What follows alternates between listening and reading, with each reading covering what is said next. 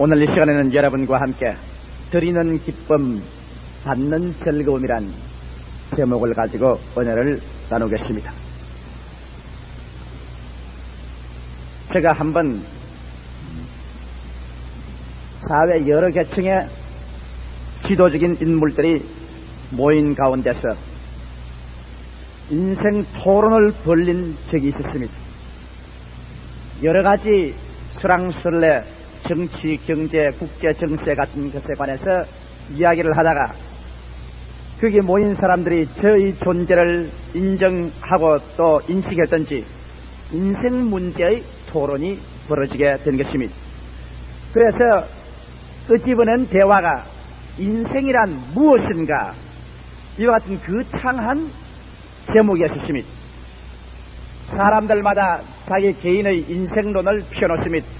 철학적인 면에서의 인생론, 또 그렇지 않으면 시적인, 문학적인, 심리학적으로 여러 가지 면에서 인생론을 내놓고 난 다음에 그 다음 제가 목사니까 저보고 조 목사는 인생에 관해서 어떻게 생각하는가, 인생이란 무엇이라고 생각하는가, 그렇게 질문을 했습니다.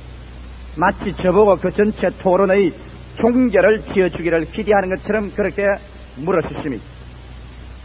저는 갑자기 그 질문을 받고 난 다음 저희 어린 시절이 생각이 났었습니다. 6.25 사변 당시 우리 모든 국민들이 다 고생을 할 때 우리 집안에도 똑같은 고생과 괴로움이 다가왔었습니다. 추운 겨울이 다가와도 불을 지필 수가 없고 냉돌에 가족들이 함께 모여서 고생을 하고 맛있는 음식을 구경할 수 없는 그런 처지에서 한 번은 저희 아버님께서 우리들을 모아 놓으시고 저희들에게 주신 교훈 말씀이 있었는데 그것이 기억이 났었습니다. 그때 아버님이 저희들을 모아놓고 아주 굉장한 인생론을 말씀하시려고 하셔서 상당한 기대를 가지고 제가 귀를 기울이는데 저희 아버님 하신 말씀이, 이 사람들아, 인생이 무엇이냐? 인생이란 사는 거다. 그렇게 말씀을 하십니다. 그 말에 저는 굉장히 실망을 했습니다. 우리 아버님께서 상당히 지식이 많으시고 또 심오하고 깊은 철학적인 인생론을 제게 말씀해 줄 줄 알았는데 고개를 흔들치면서 하신 말씀이, 인생은 결국 사는 거야. 그저 산다는 거야.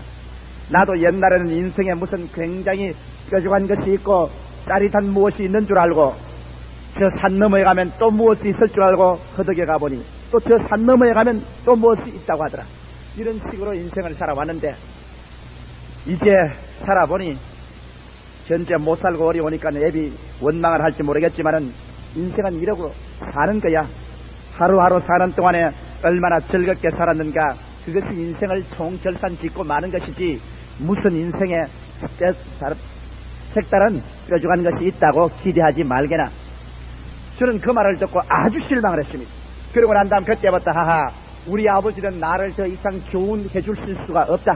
이제부터 내가 인생 문제를 다 하면 아버지께 더 물을 필요가 없다. 왜? 인생은 사는 거다. 그렇게 말하는 아버지께 무엇을 내가 물을 수 있겠는가? 인생은 우리 아버지는 생각하지 못한 그 무엇이 있을 것이다. 가치 있고 뚜렷하고 짜릿하고 정말 삶의 이의가 있는 그런 세계가 있을 것이니 두고 보아라. 내가 이것을 발견하고 말 것이다. 그러고 저는 집을 떠난 것입니다. 오랜 세월이 지나는 동안에 저는 늘 저희 마음속에 그 숙제가 있었습니다. 어찌할 수 없이 제가 목사가 되고 하나님의 종이 될 만큼 이 가슴 속에 인생 문제에 관해서 사는 것이 무엇인가, 그 질문이 머리를 들고 일어나는데 견딜 수가 없었습니다. 그리고 인생은 그저 사는 거다. 여기에 대한 반발이 너무나 마음에 거세었기 때문에 어디 전 세계로 다니면서 정말 사는 것이 멋있고 참 사는 것이 이것이라는 것을 기어코 발견해서 온 천하 사람에게 줄 수 있는 인간이 되어야겠다고 저는 생각하고 한국의 중소도시를 다 다니면서 사는 것을 관찰해 보았습니다. 사실 관찰해 보니 인생은 사는 것 이외에 별 것이 없어요. 그 다음에 미국으로 건너가서 미국의 크고 작은 도시를 다 허덕여 다니면서 잘 사는 사람도 보고 못 사는 사람도 보았습니다. 화려한 저 성림에 가서 할리우드의 배우들도 보고 그 창스러운 부자들도 보았습니다. 그리고 그들 속을 쥐가 꿰뚫어보면서 인생이 무엇인가 끊임없이 질문해 보았지만은 끊임없이 먹고 마시고 일하고 자고 깨고 잘 살고 못 사는 것 그것이 있지만은 결국에 인생에는 산다는 것 이외에 뭔지 모르게 이것이라고 주어진 것이 없었습니다. 그래서 저희 생각에는 하하 미국 사람은 신대륙에 건너온 사람이기 때문에 그저 미국 사람은 돈만 안다. 저 사람들은 잠에서 깨어나면 그저 자동차나 돈밖에 모르는 사람이기 때문에 인생을 논할 가치가 없다. 그러므로 미국은 도외시해버리자. 전통 깊은 구라파로 건너가면 구라파에서 인생을 알 수 있을 것이다. 그래서 그 다음부터 저 여행의 방향은 미국에서 구라파로 돌아섰습니다. 저는 구라파에 가서 전통 깊은 곳을 가보았었습니다. 영국의 저 남부에서 북부까지 허덕여 보았었으며 이름 높은 그 웨스트민스터 사원에 들어가서 수많은 왕들의 무덤이 교회 가운데 있는 것을 보았었습니다. 그것의 유명한 수상들, 유명한 영웅들, 처칠까지라도 거기에 땅바닥에 묻혀서 하나의 대리석에 얹혀있는 것밖에는 아무 남은 것이 없었습니다. 그 다음 프랑스 파리에 가보았었습니다. 베르사유 유의 그 여러가지 고적들을 보았었습니다. 로마로 갔었습니다. 그 많은 조각들을 보았었습니다. 아무것도 실감나는 것이 없고 모두 다 차디찬 대리석밖에 눈에 보이는 것이 없었습니다. 독일에 가보았었습니다.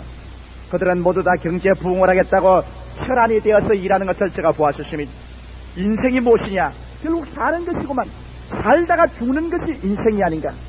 그 다음 저희 방황은 인도에 와서 끝나고 말았었습니다. 저희 아버님께서 제게 가르쳐 주신 그 철학 이상을 제가 더 넘어가지를 못했었습니다.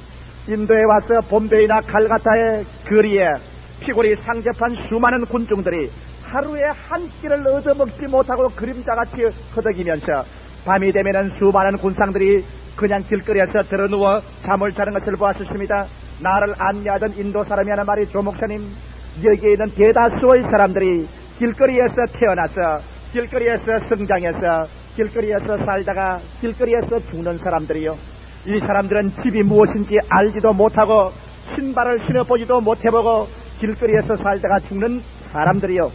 나는 그 말을 들을 때 비로소 거기에서 인생은 바로 이것이구나. 인생이라는 것은 바로 산다는 것 위에 정치, 경제, 교육, 문화의 판잣집을 지어놓고 어떠한 사람은 내 판잣집이 더 좋다, 너 판잣집이 더 좋다 하지만은 이 모든 것은 하나의 판잣집에 불과하다. 그 속에 아무런 영원한 의미도 가치도 이것이라고 붙잡을 것도 없는 것이는구나. 인생은 결국 사는 것이로구나. 그래서 제가 저희 방황을 끝마치고 우리 한국에 들어와서 썼을 때는 저희 아버님께서 발견한 철학 이외에 더 깊은 것을 제가 얻지를 못했으니 인생이란 무엇이냐? 사는 것이다. 그래서 제가 그 말을 그 모인 무리에게 말을 해주십니다. 여러분이 말하는 철학이나 경제나 정치나 이 모든 세상 것은 살아있다는 전제 조건 위에 씌워놓은 판잣집이요. 이러한 판잣집은 세월이 흘러가고 환경이 변하면 세월이 바람 속에 다 밀려가 버리면 다른 사람이 또 산다는 것 위에 또 다른 판잣집을 지어놓아요. 그러므로 인생은 사는 것밖에 없어. 그러니까 옆에 있던 예수를 믿는 사람이 조 목사님 말에 하나 더 부과를 하겠습니다. 그래요. 그게 무엇입니까? 이거는 목사님 산다는 게 뭡니까? 산다는 게 고작 아침에 일어나서 세수하고 밥 먹고 낮에 가서 일하고 저녁에 와서 잠자고 이게 사는 겁니까? 산다는 그것밖에 없습니까? 그러면서 그분 하는 말이 나는 이렇게 생각합니다. 산다는 것은 다른 게 아니고요. 하나님의 형상과 모양대로 지음받은 우리 사람이 죄를 짓고 타락해서 하나님께 쫓겨나왔기 때문에 이 땅에서 우리는 서로 물고 찢고 싸우고 죄를 짓고 병들고 가난하고 죽고 하지 않습니까? 이런 비극을 하나님께서 피하고 우리를 고쳐주기 위해서 독생성자 예수님을 보내셔서 우리를 대신하여 십자가에 못 박혀 그 몸이 찢어지고 피를 흘리심으로 말미암아 우리 죄를 대속하셔서 누구든지 예수를 믿으면 예수 그리스도를 통해서 이제 아버지 하나님의 품에 안기고 이제는 인생을 살 때 목표가 뚜렷하고 어디서 와서 어디로 가며 무엇 때문에 사는 것을 알고 사니까 되지 않아요. 그러므로 인생은 그저 사는 것만 아니라 우리는 천국 가기 위해서 구원받기 위해서 존재하는 겁니다. 그러니까 옆에 있던 문학가 한 사람이 당장 목에다가 핏대를 세우면서 말이 당신네 예수 교인들은 밤낮으로 구원을 받는다. 그래 어디서 와서 어디로 간다고 말하는데 내가 말한 하나 묻고 싶은 거 있어. 그러고 나보고서 그냥 아주 눈에 독지를 세워서 묻습니다. 조 목사님, 어떤 사람 말 들으니까 생일날 잘 먹으려고 엿새를 굶었더니 생일날 죽었다고 말합니다. 당신네들은 늘 천당 하나님 말하는데, 내가 말하고 있는 것은 지금 우리 배고파요. 지금 우리 인생에 흩갈증이 걸렸어. 고무풍선같이 겉은 부풀어 있지만 속은 텅텅 비었단 말이요. 지금 우리가 매일매일 살아가는데 이게 정말 가치 있다, 이게 정말 행복하다, 이게 정말 멋있다, 마음속에 그냥 짜릿하고 마음을 가치로 채워주고 정말 눈에 빛을 내게 하는 그 무엇을 당신네 예수 교인들이 달란 말이요. 당신네 예수 교인이 그냥 인생이란 사는 것이다, 사는 것은 구원받는 것이다, 그러지 말고 하루하루 정말 구원 속에서 오는 무슨 그 참 맛있는 그 마음의 공허를 채워주는 마음의 흡족한 그 무엇을 달란 말이요. 당신의 기독교가 그것을 가지고 있어. 저는 그 말에 큰 철추로서 한 대 얻어맞고 말았습니다. 그러고 난 다음 날 보고 대답하라는 겁니다. 당신 내가 그것만 가르쳐주면 우리가 더 방황하지 않겠다. 오늘 이 시간에 내 마음에 흡족해서 넘칠 수 있는 그 무엇이 있지 않느냐. 기독교라는 종교의 탈만 쓰고 있지 말고 조 목사 정직하게 말해보시오. 제가 궤변을 말할 수도 있었습니다. 구원을 받고 나면 매일매일 기쁘고 즐겁다 그렇게 말할 수도 있었는데 내가 그렇게 말 못한 것이 있습니다. 왜? 정직하게 말하라고 하니까 나도 내 속을 들여다보니까 분명히 나도 구원을 받아서 어디서 와서 어디로 가며 오늘날은 예수 믿기 위해서 사는데 그렇게 짜릿하게 재미는 있지 않단 말이에요. 야, 이거 정말 참 이런 질문을 받고 나니까 나도 마음속이 허황해지는 게 큰일 났습니다. 그 대답을 못하고 멍하니 있었지. 그러니까 저것 봐라. 목사도 대답을 못하면서 괜히 큰 소리야. 나는 그 말을 듣고 난 다음 코가 빠져서 고개를 숙이고 집으로 돌아왔으나 마음의 편치를 못해서 교회 사무실로 왔었습니다. 그리고 문을 채우고 하나님 앞에 엎드렸습니다. 하나님, 사는 게 뭐냐고 물었는데 대답을 못했습니다. 아버지, 사는 게 뭡니까? 사는 게 사는 거 아닙니까? 그런데 나도 별 재미가 없어요. 살아보니까 나도 이제 40이 다 되도록 살아보니까 매일 아침같이 밥 먹고 일어나고 저녁에 자고 반복되고 슬픈 일 많고 괴로운 일 많고 안주곤이 사는 건데 아버지, 그래서 짜릿한 사는 것이 뭐냐고 묻는데 난 대답을 못했어요. 그러니 나는 목사 자격이 없습니다. 나도 모르는 건 누구에게 대답합니까? 그러고 한 30분을 주님께 엎드려서 기도를 하고 있는데 정말이지 하늘의 계시가 저희 마음속에 임하였습니다. 정말 저희 마음속에 크공 중에 하나님의 기쁨에 충만한 성령의 감동이 저희 마음속이면서 이 판잣집 같은 목사야, 그것도 모르면서 네가 여태까지 설교하고 그것도 모르면서 여태까지 성경 66권을 읽었느냐? 산다는 것의 내용은 뭔지 아느냐? 산다는 것의 내용은 사랑이다. 하나님의 성령께서 마음에 그냥 화젓가락으로 찌르듯이 보여주셨습니다. 사랑이다. 하나님의 사랑을 네가 예수 그리스도 안에서 피맺히게 체험하고 예수 그리스도를 통하여 네가 하나님을 사랑하게 되고 그로 말미암아 네가 하늘을 쳐다보고 하늘을 사랑하게 되고 네가 선 대지 위에 서서 네 땅을 사랑하게 되고 네 처자를 사랑하게 되고 네 이웃을 사랑하게 되고 그리고 네가 사랑을 주고 사랑을 받게 되면 산다는 것의 뼈저리게 절실하고 짜릿하게 가치와 생명을 주는 것은 사랑밖에 없다. 사랑이다. 이 목사야, 사랑도 몰랐느냐? 하나님은 이 사랑을 주시기 위해서 그 독생성자 예수까지 애끼지 아니하고 죽여같이 버렸어. 십자가에 갈기가게 찢어서까지라도 인생을 사랑하는 것을 보여주고 하나님은 인간의 사랑을 얻기 위하여 그 아들을 내어 던졌지 않느냐? 우주의 삶의 근원과 본분, 삶의 가치와 알맹이와 핵심은 사랑이다. 만일 사람이 이 사랑을 잃어버리면은 그 사람이 아무리 좋은 집을 짓고 좋은 자동차를 가지고 살찐 음식을 먹고 좋은 옷을 입고 산다고 할지라도 그 내용은 텅 비고 말았다. 저는 거기에서 내 마음속에 큰 회개를 하고 마음에 큰 변화가 일어났습니다.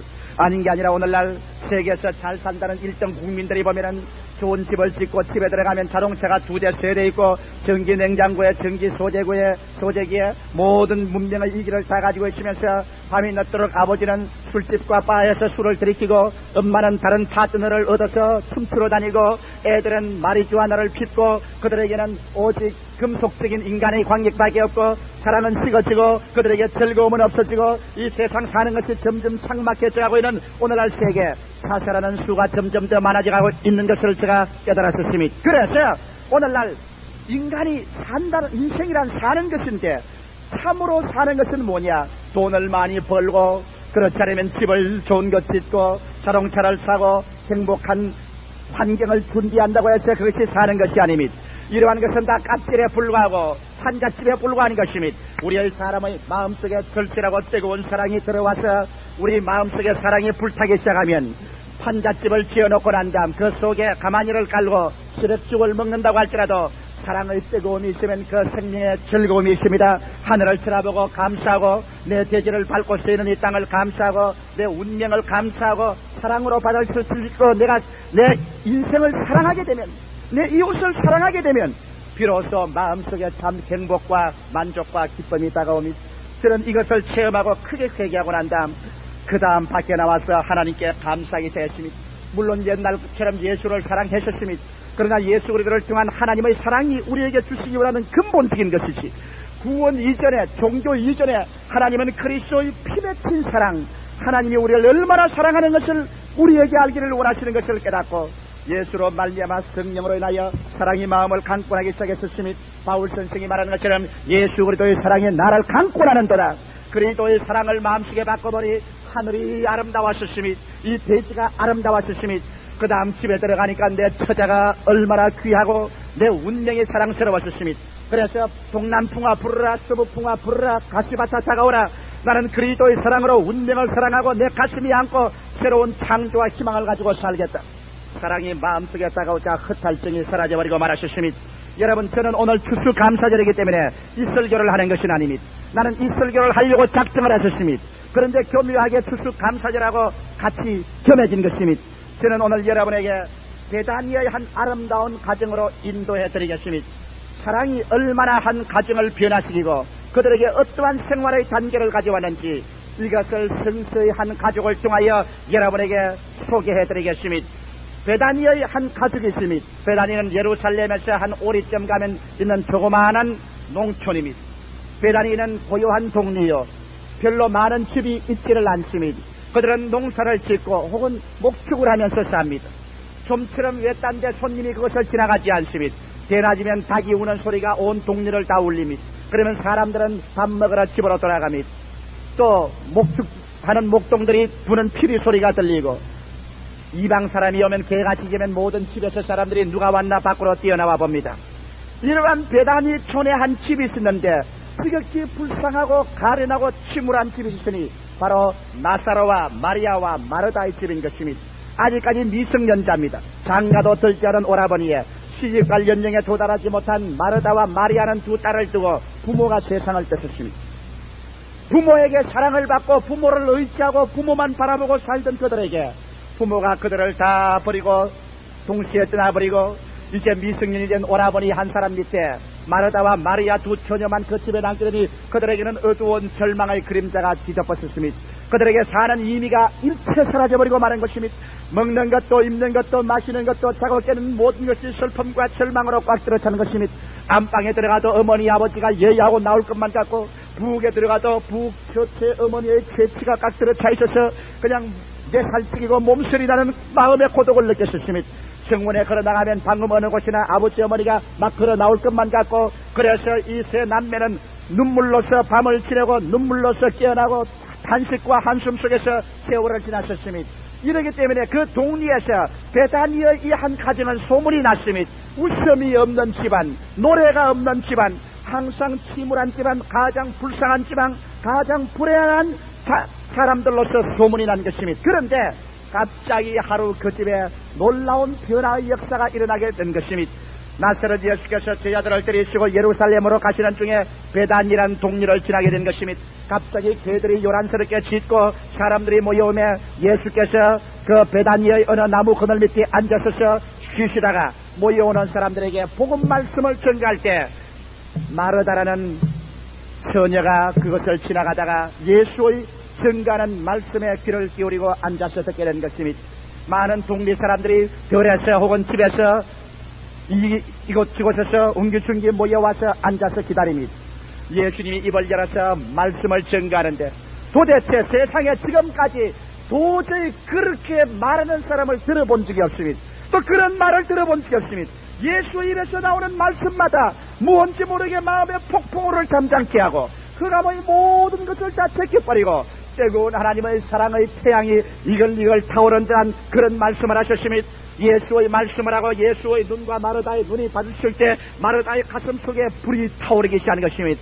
그 뜨거운 불길은 그 마음속에 얼음장 같은 절망과 슬픔과 죽음을 다 불태워버리고 그 마음속에 하나님은 나를 사랑하신다, 예수님은 나를 사랑하신다, 나도 하나님을 사랑한다는 사랑의 불길이 타오르기 시작하셨습니다. 여러분, 우리 찬송에 있지 않습니까? 주의 사랑 비칠 때 기쁨 오네, 염려 근심 떠나가고 기쁨 오네. 여러분과 내 마음속에 사랑이 불타기 시작하면 온 세상은 아름다워지기 시작하는 것입니다. 사랑이 불타기 시작하면 온 세상이 노래로 변화되는 것입니다. 사랑이 불타기 시작하면 이 마음속에 삶의 가치와 삶의 환희가 넘치라는 것입니다. 마르다가 체험하는 것이 그것이었습니다. 나사렛 예수로 말미암아 그런 눈에 광채가 나고 얼굴에 다시 빛이 났었습니다. 입술에 노래가 나오기 시작하고 발걸음에 생기가 나고 온 그 몸속에 혈관에 피가 뜨거운 피가 흘러 다시 몸이 더워지는 것을 느꼈었습니다. 머리가부터 발끝까지 기름을 부은 것 같은 즐거움이 충만했었습니다. 그런 예수께서 말씀을 증가하는 것에 도취되어 시간 가는 줄 몰랐었습니다. 예수님께서는 말씀을 증가하시고 난 다음 병든 자를 고치고 혀가 어눌한 자에게 말을 하게 해주시고 절름발이와 안전방위를 치료하시고 그는 일어나서 예루살렘으로 떠나셨습니다. 마르다가 집으로 돌아오는 날은 굉장한 날이었습니다. 온 가정에 어둡고 캄캄하고 침울한 집안에 마르다가 돌아오자 그 마르다의 온 인격 속에서 태양 같은 그리스도의 사랑이 넘쳐왔습니다. 그는 집에 들어와서 박수를 치며 웃었습니다. 발을 둥둥 구르면서 즐거워하셨습니다. 침울한 오빠를 위로하고 한쪽에 앉아서 울고 있는 마리아를 격려해 주었습니다. 그는 집안 소재를 하고 부엌을 청소하고 그는 찬양을 하고 삶의 기쁨이 충만하셨습니다. 온 가정 전체가 기분이 달라지고 태양이 떠오른 것 같았습니다. 마르다는 말했습니다. 오라버니 마리아야, 내가 예수께서 베들레헴 예루살렘에서 다시 돌아오는 길에는 길목에 기다렸다가 그 어른을 우리 집으로 모시겠다. 그분이 우리 집에 오면 너희들은 만나야 된다. 오라버니도 만나야 되고 마리아도 만나보아라. 그분을 만나고 그분의 눈을 마주쳐보아라. 그분 속에서 넘쳐나오는 하나님의 사랑과 부딪히게 될 때 가슴 속에 설레이는 사랑의 불길이 타게 되고 나처럼 절망에서 소망으로, 죽음에서 생명으로, 인생의 모든 허무와 공허에서 알찬 가치와 생명의 기쁨이 충만하지 않은가 보라. 내가 모셔오겠다. 그날부터 마르다는 길목에서 기다립니다. 예수님께서 예루살렘에서 베다니를 지나가는 그 길목에서 기다리는데 아는 게 아니라 하루 예수께서 제 아들을 그늘이시고 그 길목을 지나갈 때 뛰어나간 마르다는 예수 그리스도의 옷자락을 잡아신 것입니다. 주님이시여, 우리 집에 오사이다. 우리 집에 오셔야만 됩니다. 우리 집에는 구원이 필요한 오라버니와 여동생이 있습니다. 우리 집은 이와 같은 쓸쓸한 집안입니다. 주님 오시옵소서. 그리고 우리 집에 와서 쉬어가시고 점심 식사도 하시고 가시옵소서. 그래서 마르다가 동리에서 예수님을 모시고 아주 계승 장군과 같이 집에 들어왔습니다. 예수님을 집안에 모시고 오라버니도 모시고 마리아도 있고 그리고 이 마르다는 예수님의 점심 준비에 바빴습니다. 왜? 그리스도에게 받은 즐거움이 너무나 크기 때문에 어찌한지 이제 그리스도에게 드리고 싶다. 예수를 크게 대접하고 싶다. 받은 기쁨, 드리는 즐거움이 마르다에게는 충만했습니다. 그래서 그는 손발이 바빴습니다. 마음에는 많이 만들고 싶은데 손과 발이 미쳐 따라가지를 못했습니다. 부엌에 들어갔다가 앞마당으로 뛰어나갔다가 바깥 동리로 뛰어나갔다가 들었다가 혼자서 정신이 없이 준비를 하다가 나중엔 마음이 너무 급하고 손은 모자라고 해서 마리아야 마리아야 어디 가느냐 마리아야 하더니 마리아가 없습니다. 그냥 뛰어가서 그냥 안방문을 확 열어 제끼고 보니까 예수님이 앉아서 말씀을 하고 있는데 제 아들이 앉아있고 마리아는 예수의 발 앞에 앉아서 예수님의 말씀을 듣고 있었습니다. 마르다는 그만 너무 급해서 온 손과 온 옷에 물을 떡떡 떨어뜨리면서 예수님과 마주쳐보고 말했습니다. 주님이시여, 내가 음식 준비하기에 이렇게 바빠서 일하는데 내 동생을 그대로 버려줍니까? 내 동생을 나가서 나를 도우라고 해주지 않겠습니까? 그러자 그를 돌아보는 마리아와 눈이 부딪혔습니다. 그렇게도 호수처럼 슬픔이 꽉 들어찬 그 눈동자, 아무런 생명의 광채와 빛이 없던 그 두 뺨에 눈이 새별처럼 빛나고 얼굴에 즐거움이 꽉 들어차고 그에게 그리스도의 사랑의 불길이 타고 있었습니다. 마르다는 그것을 보고 난 다음 무슨 말을 할지 몰라서 의안이 벙벙하였습니다. 그러자 예수님께서는 고개를 끄덕끄덕 하시고 미소를 지으시면서 말하십니다. 마르다야, 마르다야, 네가 많은 일로서 번뇌하는구나. 네가 한두 가지 일만 하든지 한 가지만 하는 것이 족하니라. 마리아는 그 좋은 편을 택하였으니 빼앗기지 아니하리라. 이 말씀이 여러분 오늘날 우리에게 얼마나 중대한 교훈을 준지 압니까? 사람들은 마르다처럼 수많은 일을 많이 해놓아야 인생을 사는 것인 줄 압니다. 그래서 그는 사업을 벌리고 집을 짓고 새로운 옷을 사고 새로운 기명을 사고 그리고 또 회사를 설립하고 모든 일을 많이 벌려서 분잡하게 뛰어댕겨야 인생인 줄 아는 것입니다. 이것은 여러분 산다는 것에 판잣집을 까치집을 잡고 지어가는 것이요 스스로 속이는 것입니다. 오늘날 사람들은 말하기를 우리가 80년대가 되어 국민 수출 100억 불에 개인 소득 1000불이 되면 우리에게 잘 살 것이라고 여러분 생각합니까? 여러분 오늘날 여러분과 나의 환경에 더 좋은 판잣집을 지어 올리고 더 많은 까치집을 지어 놓으면 우리가 행복하다고 생각한다면 우리의 사고방식이 잘못된 것입니다. 왜? 오늘날 국민소득 3000불에서 5000불이 돼가는 미국이나 저 구라파 사람들이 과연 그들의 생활이 행복하냐는 것입니다. 그들은 좋은 집을 가지고 있습니다. 한 집에 2개, 4개 자동차를 가지고 있습니다. 전기시설을 다 가지고 있습니다. 그러나 그들의 가슴 속에 오늘날 행복이 있는가 물어보십시오. T.S. 엘리오트 같은 유명한 월계 시인은 구라파 문명을 노래해서 말하기를 우리는 자동차를 타고 빌딩의 숲을 가운데 이리저리 다녀보았지만 우리의 마음 둘 곳과 쉴 곳은 하나도 없네.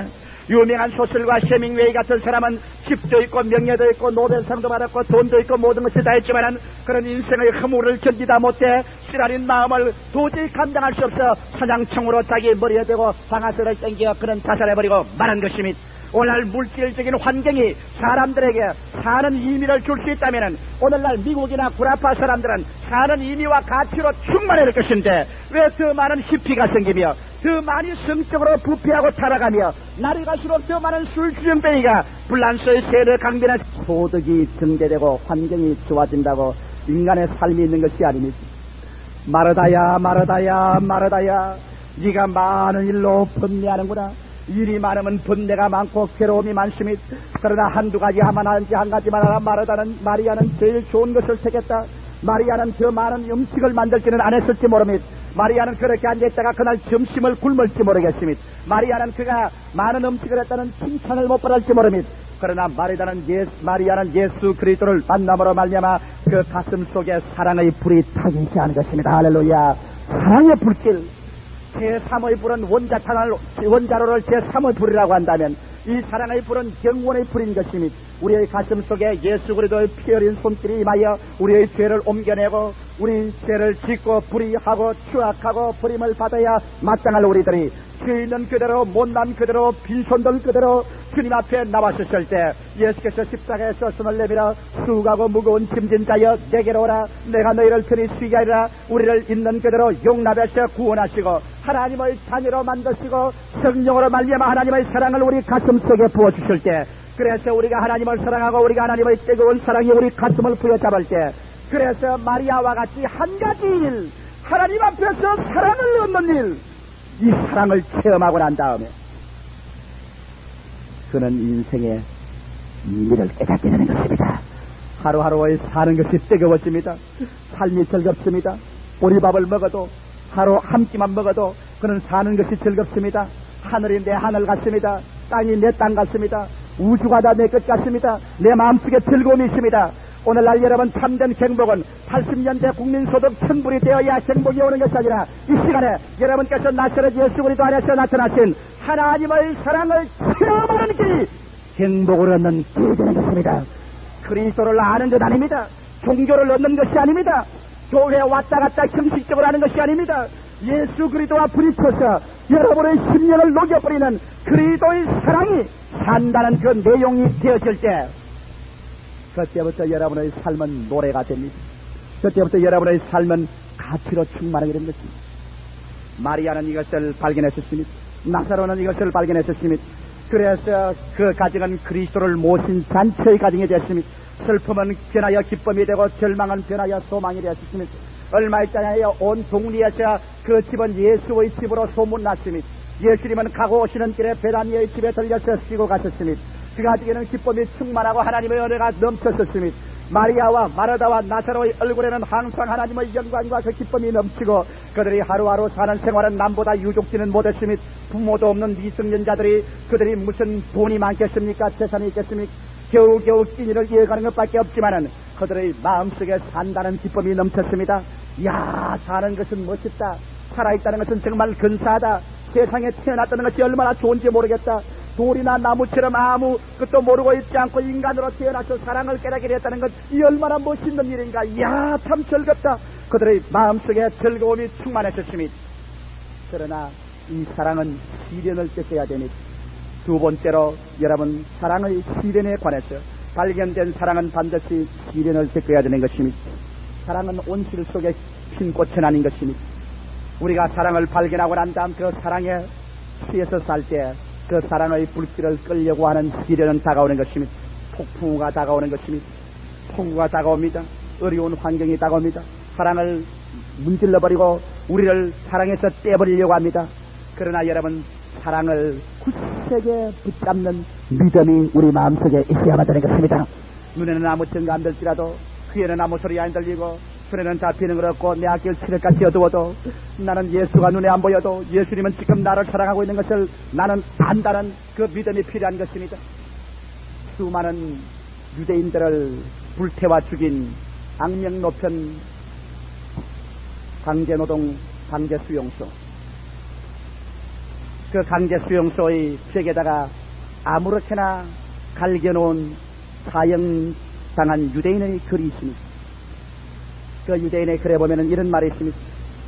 하늘에 구름이 끼고 천지가 어두워 태양이 보이지 않더라도 그 구름 건너편에 태양이 있는 것을 아는 것처럼 어둡고 고통스럽고 괴로운 철창에서 죽음을 향해서 나갔지만은 이 모든 뒤에는 하나님의 사랑이 우리를 붙잡고 있는 것을 나는 안다고 말했습니다. 바로 이와 같은 사랑의 시련이 베다니의 가정에 왔습니다. 예수님께서 요단강 건너편에 가시고 난 다음에 갑자기 하루는 오라버니 나사로가 들어오는데 병이 들었습니다. 눈이 충혈되고 머리가 짜개지는 것이 아프고 활활 불타듯이 열이 오르고 온 사지가 쑤시고 방에 들어와서 그만 혼수 상태에 들어졌습니다.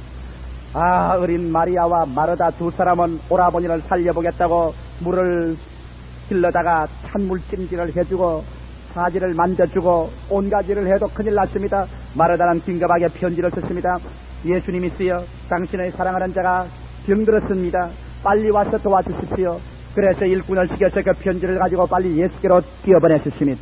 그러고 난 다음 예수께로 뛰어가고 난 다음 예수님이 오시기를 고대합니다. 편지를 가지고 벌써 떠난 그 시간부터 예수 오기를 고대합니다. 문풍지 소리만 나도 문을 열고 나가봅니다.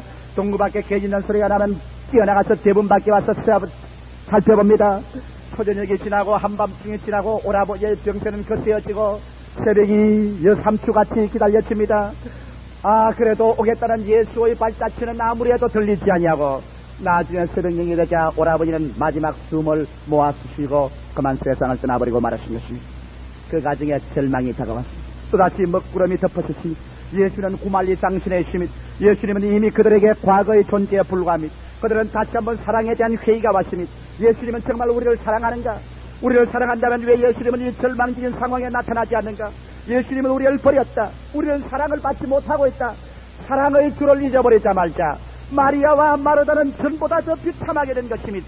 이제는 아버지도 없고 어머니도 없고 오라버니마저 죽은 그 집에 오라버니의 시체를 두고 연약한 마리아와 마르다는 사랑을 잃어버렸습니다. 그러고 난 다음 그센 절망과 이심과 죽음의 폭풍우가 그들의 마지막 사랑의 불길을 다 꺼버렸을 때 그들은 살아있으나 죽은 자와 같았습니다. 마리아와 마르다는 오빠의 시체를 부둥치 않고 울었습니다. 몸부림을 치고 절규했습니다. 울고 또 울어 눈물도 마르고 목도 쉬고 지쳐버리고 말하신 것입니다. 그들은 사는 것이 관심 없었습니다. 죽어도 좋았습니다. 먹을 필요도 없고 잘 필요도 없었습니다. 사람들은 오라버니를 말하다가 공동묘지에 넣어서 파묻어버렸습니다. 유대인의 공동묘지는 바위를 파서 그 속에 시체를 넣고 앞에다가 큰 돌로서 막아버리는 것입니다. 그러고 난 다음 하루가 지나고 이틀이 지났습니다. 사흘이 지나고 나흘이 지나셨습니다. 이 두 자매는 먹으려고 생각도 안 하고 자려고 생각도 안 합니다. 옷도 만지지 아니하고 낫도 쉽지 않습니다. 죽을 테면 죽어라. 이제 모든 것은 끝났다. 사는 것은 아무것도 아니다. 사는 것은 전부 허무밖에 없다. 사랑은 거짓이다. 예수를 사랑하는 것은 속한 것이다. 거짓밖에 없는 것이다. 그 절망적인 시련과 죽음의 벽에 부딪혔을 때 갑자기 소식이 왔습니다. 나사로가 죽은 지 나흘 만에 예수께서 베다니 동부밖에 와 기다린다는 것입니다. 그리고 마르다를 만나기를 원한다는 것입니다. 마르다는 일어나셨습니다. 그의 마음속에 분노가 막 들어찼었습니다. 그런 예수에 대한 원망이 솟구쳐 올라섰습니다. 어디 두고 보자. 내가 오라는 나흘 전에 오지 아니하시고 이제야 오다니 이럴 수가 있느냐. 사랑은 썩어지고 이제 사랑의 불길은 다 꺼져버리고 절망만 남고 잿더미가 된 인생 위에 이제 찾아오시다니 이럴 수가 있느냐. 그런 뛰어나가심이 성격이 급한 그는 머리도 매만지지 않았었습니다. 옷구름도 묶지 않았었습니다. 그런 신발도 신지 않았습니다. 저런 대로 미추갱이처럼 그런 뛰어나갔었습니다. 그러고 난 다음 예수 그리스도의 발 앞에 엎드렸었습니다. 그런 예수께서 오신 것을 환영하지도 않았었습니다. 그런 말하기를 주여, 주님이 나흘 전에 이곳에 오셨더라면 우리 오라버니가 죽지 아니하였을 것입니다. 원망스럽습니다. 한참 통곡을 해도 예수님의 대답이 없습니다. 마르다는 놀라서 눈물을 눈으로 쳐다보았습니다. 예수님의 얼굴에 섭섭한 모습이 확연히 드러났습니다. 예수님은 너무나 섭섭해서 어찌할 바를 몰랐습니다. 그만 그것을 보고 마르다는 또 어찌할 바를 갈피를 못 잡았어요. 그런 말했습니다. 주님이시여, 지금이라도 주님께서 아버지께 무엇인지 구하면 아버지께서 들어주실 줄 압니다. 그러자 예수님은 당장 말하기를 마르다야, 내 오라버니가 지금 살리라. 그 말에 마르다는 견딜 수가 없었습니다. 그래서 그는 말하기를 예, 장차 부활의 날에 우리 오라버니가 살 줄 믿습니다. 그때 예수님 말하기를 마르다여, 내가 지금 곧 부활이요 생명이니 나를 믿는 자는 죽어도 살겠고 살아서 나를 믿는 자는 영원히 죽음을 보지 않던지 이것을 내가 믿느냐. 그럴 때 말하기를 예, 그리스도시여, 예수는 그리스도시여 하늘에서 온 메시아인 줄 믿습니다. 여기에서 그리스도와 마르다의 대화는 어긋났습니다. 왜냐하면 마르다는 나흘 전에 예수, 과거의 예수를 인정하는데 예수님은 지금 너 오라버니가 살리라고 말했습니다. 그러니까 마르다는 또다시 미래의 예수를 인정합니다. 부활의 날에 살릴 줄 믿습니다. 그런 예수님 말입니다. 아니다, 지금 내가 부활이요 생명이라고 말하니까 동문서답을 합니다. 주는 그리스도시요 하늘에서 온 메시아인 줄 압니다. 예수님은 지금의 예수인 것입니다. 지금 너에게 환난이 따가고 시련이 다가와도 지금은 주님은 지금의 예수로서 모든 일이 합성하여 선을 이루도록 지금 너와 같이 계신다. 나흘 전의 예수가 아니다. 장차 부활의 날의 예수가 아니다. 지금 하나님께 기도하고 지금 너에게 죽음에서 살리고 지금 내가 부활이요 생명인 하나님이다. 그러나 마르다는 심히 실망하고 절망에 부딪혔기 때문에 나흘 전에 예수 그리스도의 체험, 장차 오실 그리스도밖에는 현재 예수는 인정하지 않습니다. 얼마나 수많은 교회가 오늘날 그렇지 않습니까? 수없이 많은 교회가 2000년 전에 예수는 인정합니다. 2000년 전에 예수의 사역은 인정합니다. 그리고 장차 나팔불며 공중에서 데리고 올 메시아는 인정하지만은 지금은 예수는 사라졌습니다. 지금의 예수는 신학적인 예수, 교리적인 예수, 학문적인 예수, 이러한 예수밖에 없고 지금 살아있어서 우리의 가슴마다 가지고 있는 죽음과 절망의 벽을 스쳐줄 살아있는 사랑의 뜨거운 생명의 역사는 예수를 놓쳐버리고 말아주십니다. 예수는 지금도 여러분 우리의 마음의 동구밖에 서서 말합니다. 지금의 예수를 인정해다오.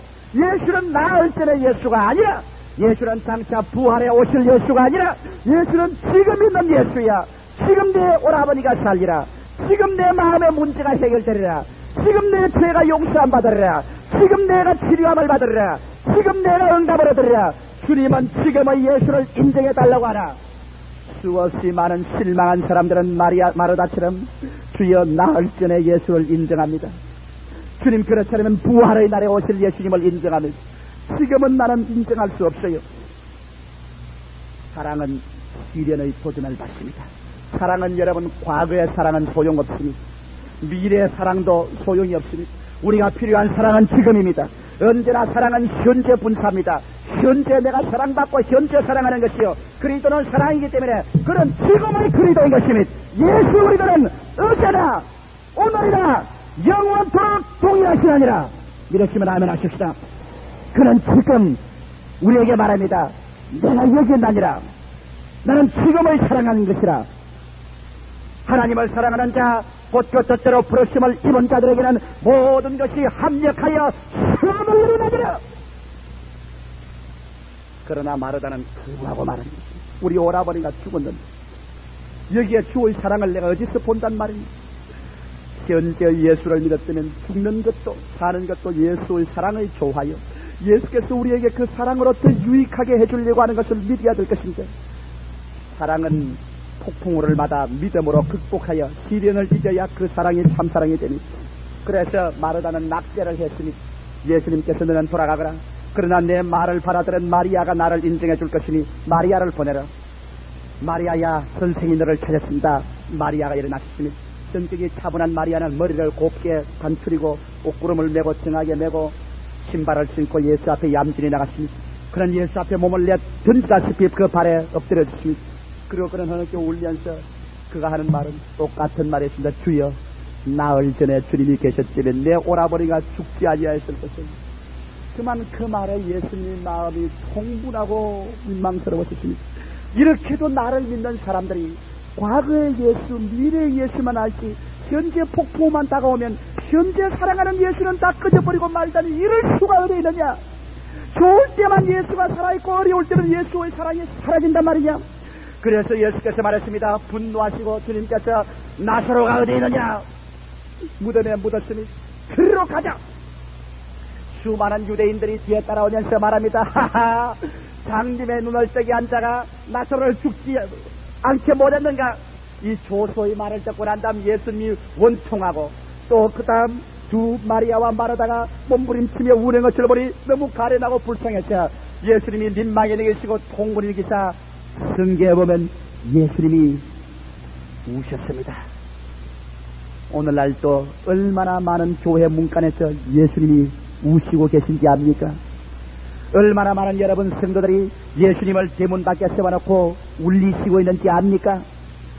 수많이 믿지 않은 사람들이 내 하나님이 어딨냐고 말하는데, 예수 믿는 자식들이 못나서 과거의 예수, 미래의 예수만 알고 현재 하나님을 사랑하는 자, 곧 그 뜻대로 부르심을 입은 자들에게는 모든 것이 합력하여 선을 이루는 그리스도를 믿고 환난이나 공고나 핍박이나 적기나 위험이나 기근이나 칼이나 이 모든 일에 우리를 사랑하시는 이로 말미암아 우리를 넉넉히 이긴다는 것을 알고 우리가 환난 중에서 할렐루야를 하고 믿음으로 긍정적으로 적극적으로 감사하고 나오지 못하고 시련이 다가오면 원망하고 탄식하고 죽었다고 하고 주를 원망하고 배반할 때 그리스도는 여러분의 대문 밖에 서서 우시는 것입니다.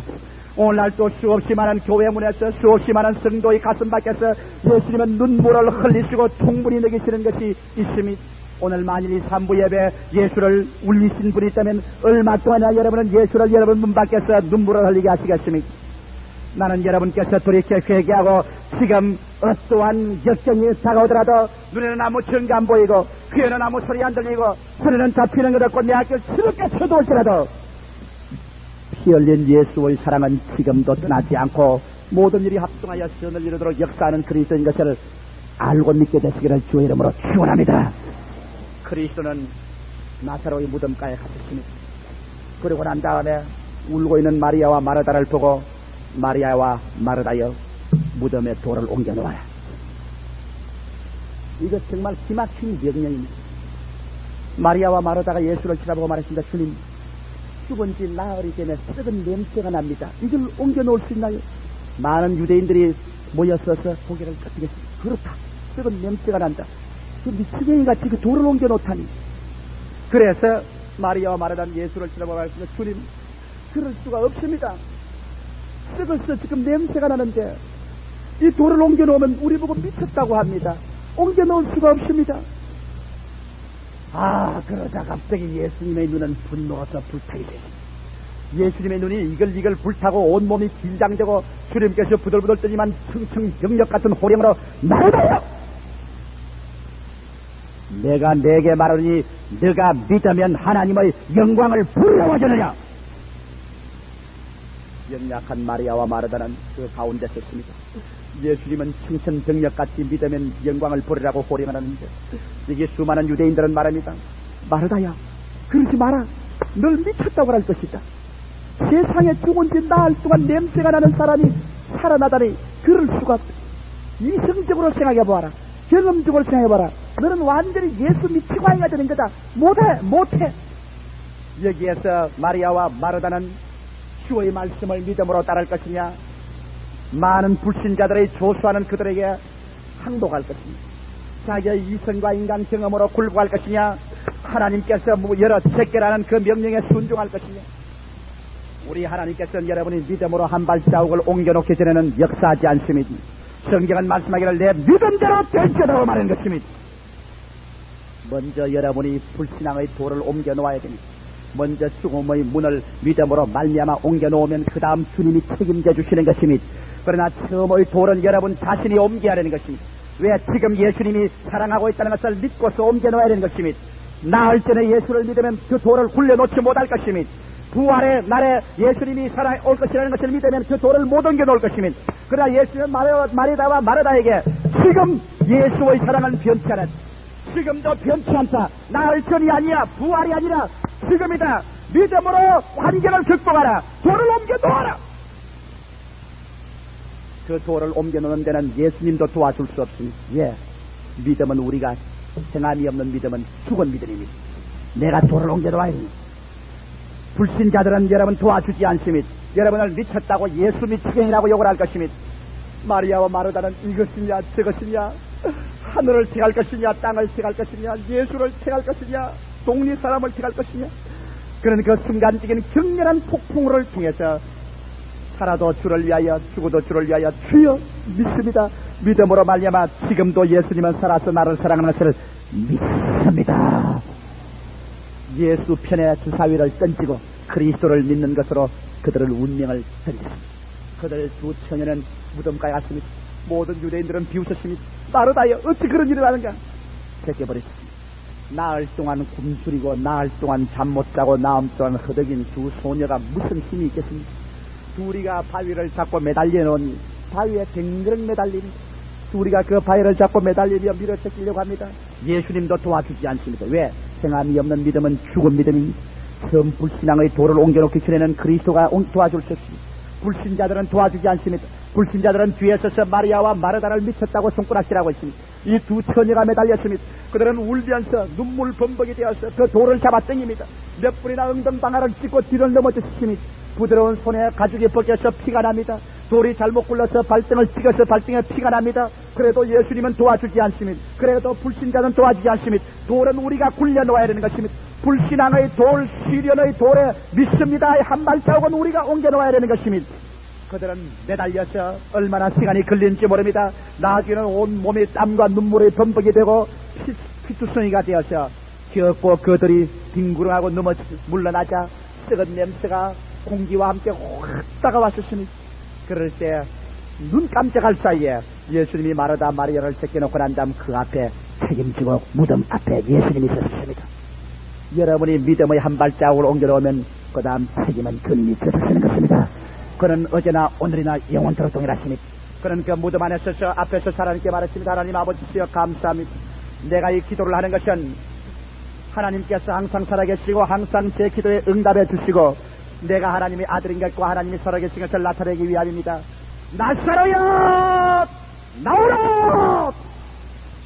창조자의 명령입니다. 하나님의 성령의 역사가 그 굴 속에 우렁차게 밀려 들어가니 썩은 냄새나던 나사로가 살아서 걸어나왔습니다. 내 믿음대로 될지어다.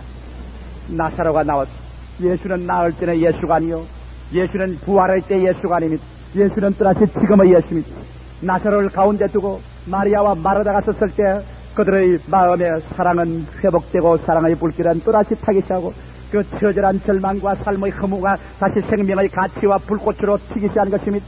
사랑하는 성도 여러분, 예수께서는 오늘 이 시간에 여러분의 마음속에 공동이었지, 여러분의 무덤의 문제, 여러분의 나사로의 문제를 주님은 오늘날 살아계신 예수의 사랑을 믿는 여러분을 위해서 지금 해결하기를 원하시는 것입니다. 그는 과거의 그리스도가 아닙니다. 그는 미래의 하나님만 아닙니다. 그는 지금 우리 가운데 계십니다. 너희 두세 사람이 내 이름으로 모인 곳에는 나도 너희 가운데 있겠노라고 말씀하신 것입니다. 볼지어다 세상 끝날까지 내가 항상 너와 같이 하리라. 예수님은 사랑을 타고 여러분에게 오시는 것입니다. 여러분의 사랑은 믿음의 시련을 겪어야 되는 것입니다. 환경에 처참한 흑암의 폭풍우가 지나갈 때, 아무것도 보이지 않을 때 믿음으로 말미암아 그를 극복하고 그럼에도 불구하고 예수는 나를 사랑하신다.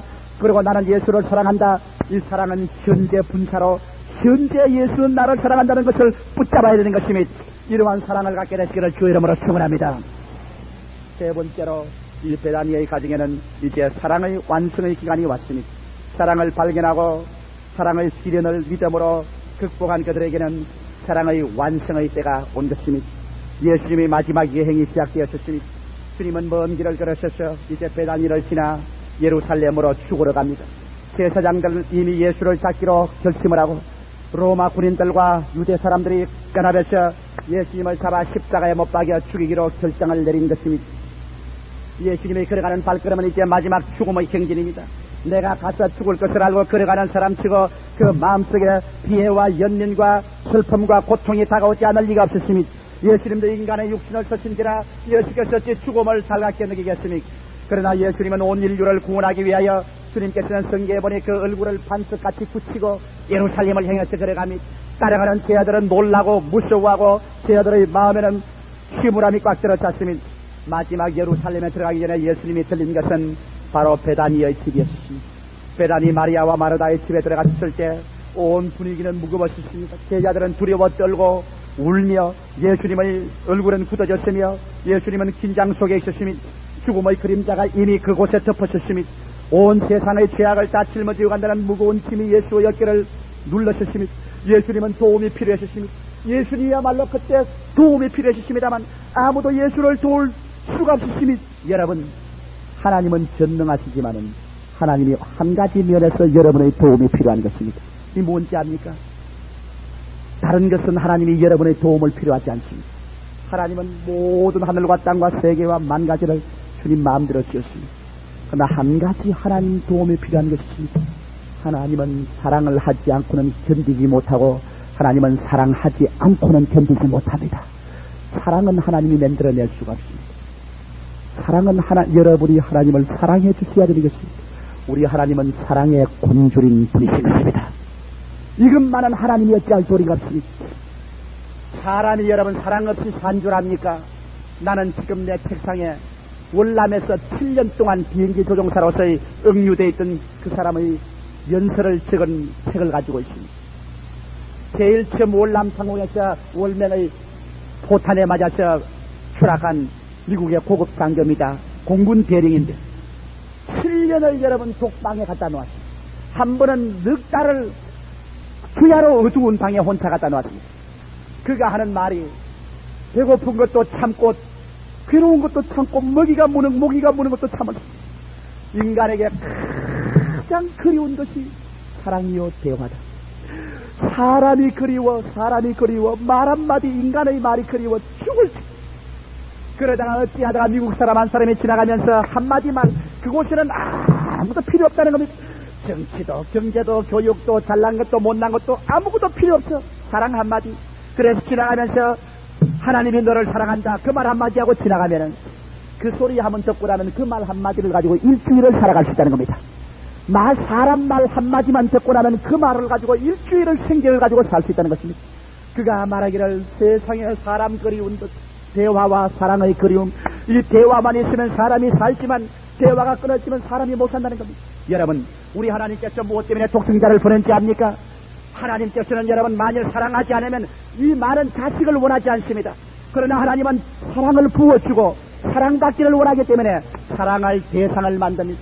그의 아들 예수 그리스도 한 분으로는 만족할 수 없습니다. 많은 아들들을 원합니다. 그러므로 하나님은 사랑을 요구합니다. 이러기 때문에 그 아들을 보내셔서 죄지은 우리들을 대신하여 십자가에 몸을 죽여서 피를 흘려서까지라도 우리의 죄를 대신하고 우리를 품에 품어 우리를 사랑해주고 우리에게 사랑받기를 원하시는 것입니다. 하나님은 모든 일에 전능하시지만 하나님은 한 곳에 약하십니다. 사랑에 약하십니다. 하나님은 사랑 없이는 못 삽니다. 우리도 사랑 없이는 못 삽니다. 그러므로 하나님께서 여러분께 사랑 주기를 원하시고 여러분께서 하나님을 사랑해 주시기를 원하시는 것입니다. 오늘 이 시간에 하나님을 사랑하는 여러분 되시기를 예수 이름으로 축원합니다. 이것보다 우리에게 더 위대한 특권이 되어 있습니다. 아무도 예수를 도와줄 수는 없습니다. 그러나 예수님은 베다니의 집에 와서 예수님은 사랑이 필요했습니다. 예수님 누가 예수와 같이 십자가를 걸머질 수 있습니까? 없습니다. 누가 예수와 같이 죽어줄 수 있습니까? 그것도 없습니다. 누가 예수와 함께 우리의 죄를 담당할 수 있습니까? 그것도 없습니다. 아무도 예수를 도울 수 없습니다. 오직 예수님만이 전능한 하나님으로서 우리를 위해서 속죄할 수 있습니다만 예수님이 하나 필요한 것입니다. 사랑이 필요했습니다. 그런데 그 가정에서 마리아가 예수에게 받은 그 뜨거운 사랑, 그 받은 즐거움과 뜨거운 사랑으로 예수에게 무엇을 주기를 원하셨습니다. 예수님에게 자기의 사랑을 퍼부어 주기를 원하셨습니다. 그는 뛰어들어갔습니다. 농장을 열었습니다. 그곳에 옥합을 비단에 산 것이 있습니다. 그를 비단을 끌었습니다. 옥합을 내셨습니다. 유대인의 여자에게는 옥합은 생명과 같습니다. 왜? 시집 갈 때 옥합에 기름을 담아서 결혼 지창금으로 가져갑니다. 옥합에 기름을 많이 가져가면 좋은 처녀요, 좋은 데 시집 갑니다. 옥합에 기름이 없으면 가난한 처녀라고 해서 멸치를 받고 좋은 며느리를 얻지 못했다고 합니다.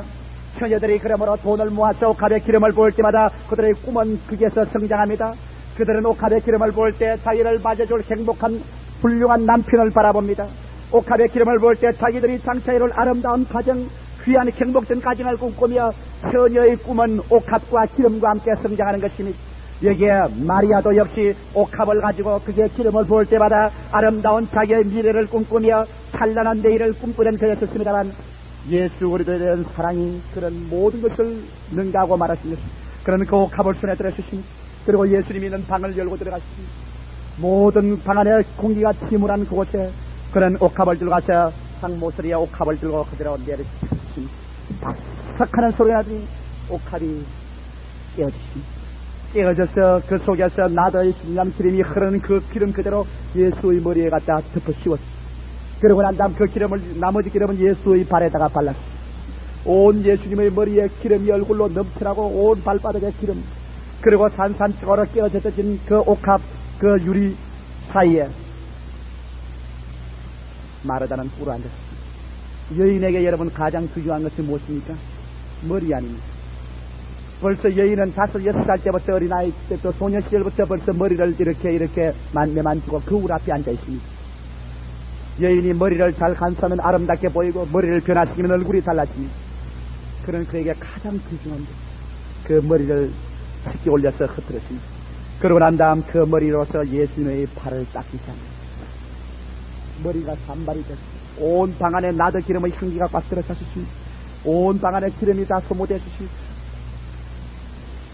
예수님의 얼굴에는 황홀한 영광이 나타나기 시작했습니다. 여기에 드리는 예수께 드리는 마리아의 사랑이 그리스도의 그 무겁고 절망적인 그 무거운 심장이 터질 것 같은 그 괴로운 속에서 위대한 사랑의 교제와 하나님의 영광을 채워준 것입니다. 예수님에게 드리는 기쁨, 예수님께 사랑을 받는 기쁨으로 마리아의 온 전체는 하나님의 사랑으로 충만하셨습니다. 그러자 가룟 유다가 일어났습니다. 이 무슨 일이고? 이 기름을 300데나리온 노동자가 1년 동안 중노동을 해서 버린 돈과 같은데 이걸 팔아서 가난한 자에게 줘야 될 것 아니냐? 이 무슨 허비냐? 그럴 때 예수님이 정색을 했습니다. 이 사람아, 이 여자를 괴롭히지 마라. 가난한 자는 항상 너와 같이 있다. 언제나 도울 수가 있다. 이 여자는 내게 좋은 일을 했다. 내 죽음을 위해서 장사 지낼 수 있도록, 죽음을 내가 걸머쥐고 갈 수 있도록 내게 용기와 힘을 주었다. 잘했다. 거룩한 흡이다. 위대한 흡이다. 사랑을 이룰 수 있는 흡이라면 위대하다. 내가 네게 말하는 이 복음이 온 땅끝에 전파될 때 이 여자가 한 말도 길이 전파될 그 자리에서 예수 그리스도의 주시는 기쁨, 마리아의 드리는 기쁨, 이 속에서 하나님과 인간의 사랑은 연결을 지고 하나님과 인간의 사랑은 불꽃이 타기 시작한 것입니다. 여러분, 그래서 그 사랑의 기념은 세월이 흐르고 시대가 변화도 변천하지 않고 주님께서 축복한 것입니다. 1600년 구라파에서 신앙의 자유를 원하던 청교도들 120여 명이 메이플라워라는 범선을 타고 신앙의 자유를 위해 하나님을 자유롭게 사랑하고 섬기기 위해 테스양 거센 바다 물결을 타고 941생으로 플라이머스 로스에 도착했었습니다. 동해안을 도착하여 미국 동부에서 상륙했습니다. 물이 다르고 풍토가 달라서 삽시간에 추운 겨울을 맞이하여 준비를 없고 풍토병이 유행하여 그들이 온 사람 중에 반수가 죽었으며 그게 다 아메리칸 인디안의 공격을 받아 수많은 사람이 또 쓰러졌으며 이런 봄이 다가왔으며 그들은 아버지, 어머니, 아내, 자식의 무덤을 파묻어 놓고 눈물을 흘리며 좌절되지 않았고 하나님께 감사하고 일어나서 땅을 개간하고 씨를 뿌려 여름에 가꾸어 가을에 출수하게 된 것입니다. 보통 사람 같으면 원망하고 탄식할 수 있었습니다. 그러나 그들은 희생과 피와 눈물로서 이루어진 그 곡식을 수술을 거두어서 제일 먼저 하는 것이 하나님께 가져와서 감사의 제사를 드린 것입니다. 하나님께 우리에게 주신 그 은혜를 감격하여 우리에게 하나님의 은혜에 감사하여 보답하는 드리는 기쁨과 받는 즐거움을 그들은 제단에 맺었습니다. 하나님에 대한 하나님의 사랑이 그들에게 임하고 그들의 사랑이 하나님께 맺어질 때 하나님은 그 자리를 축복하셨습니다. 마리아의 한 일이 온 세상 끝까지 전파됐습니다. 이 감사절날 미국 사람들이 감사의 제단을 쌓은 그 향기가 하늘에 사무쳤습니다. 하나님이 기뻐하셨습니다. 하나님께서 영광을 얻으셨습니다. 그리고 하나님께서 미국을 축복했습니다. 이 미국이라는 땅덩어리가 존재하는 이상 너희들은 부흥할 것이요 너희들이 나를 섬긴 이 소식은 온 역사에 전파되리라. 하나님은 축복하는 것입니다. 그래서 오늘 감사절은 역사를 거쳐서 온 세계에 전파되고 감사절은 온 세계가 다 즐겨 지키는 날이 되고 미국은 그로 말미암아 하나님께 축복을 받아 부강하게 되고 영원히 기념된 나라가 된 것인 것입니다. 사랑하는 성도 여러분, 인간의 사는 것은 사랑의 있습니다.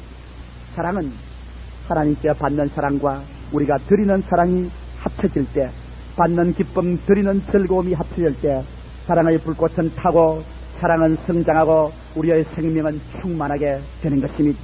이 세상 모든 것 다 잃더라도 예수의 사랑을 받고 예수의 사랑에게 보답하는 우리의 마음이 있는 이상 우리의 삶은 헛되지 않습니다. 우리의 삶은 가치가 있는 것입니다. 우리의 삶은 멋이 있는 것입니다. 우리는 행복한 것입니다.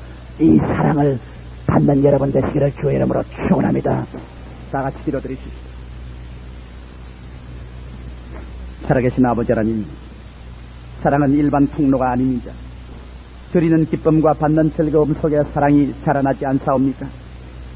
아버지 하나님, 매년마다 추수감사절을 맞이할 때면 지나온 한 해 동안 베풀어 주신 은혜가 감격되어 우리 마음에 넘친 사랑이 드리는 기쁨을 얻게 되옵니다. 아버지, 그럴 때 하나님께로부터 받는 기쁨도 더해지지 않습니까? 그 중에서 우리의 사랑은 점점 자라나옵니다. 아버지여, 사랑이 자라나면 생명의 만족은 더하여 지옵니다. 이 세상에 물질을 쌓아놓고 환경을 개변시켜서 인간의 삶의 가치를 얻는다는 망상은 이미 헛된 것을 우리가 알고 있습니다. 인생이란 아버지, 사는 데 있습니다. 사는 것은 구원을 받는 데 있습니다. 구원은 그리스도의 사랑이 불탈 때 가치가 있게 되는 것이 없나이다. 내 아버지 하나님, 우리 모두 다 예수 그리스도를 통한 하나님의 사랑을 오늘 체험하게 도와주시옵소서. 하나님의 사랑에 부딪히게 도와주시옵소서. 그리고는 하나님을 우리가 사랑하게 하여 주시옵소서. 옥합을 깨뜨린 마리아처럼 우리 마음의 옥합을 깨뜨리고 우리 마음의 귀한 것을 주님께 드림으로 드리는 기쁨, 받는 즐거움이 사랑의 불꽃 속에 넘치게 하여 주시옵소서. 예수 그리스도 이름으로 기원하옵나이다. 아멘. 우리 합심해서 주님 앞에 기도드리겠습니다.